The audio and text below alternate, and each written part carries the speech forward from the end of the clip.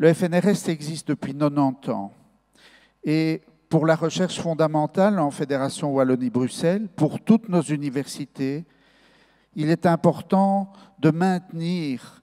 une structure telle que le FNRS que nous connaissons aujourd'hui, qui est bâtie sur son indépendance,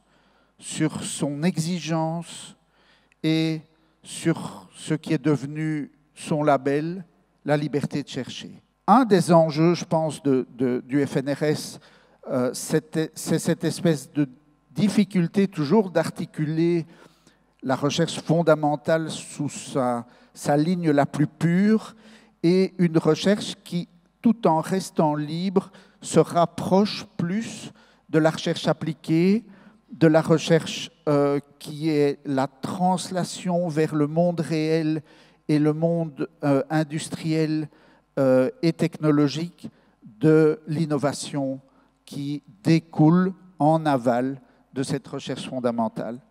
Et donc le FNRS a développé ce qu'on a appelé la recherche stratégique, en ayant toujours une très grande attention de protéger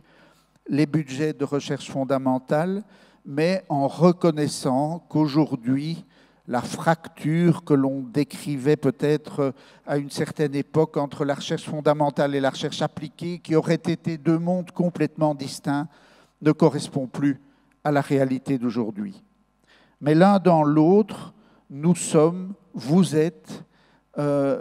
les bénéficiaires d'un investissement public important,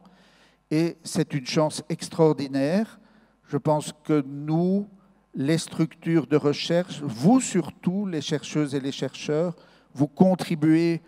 à deux dimensions importantes de notre société, son progrès, mais aussi à travers la connaissance, la vision démocratique d'une société qui essaye de comprendre le monde qui l'entoure, comprendre son fonctionnement à elle-même et d'avoir la possibilité de se prendre en charge.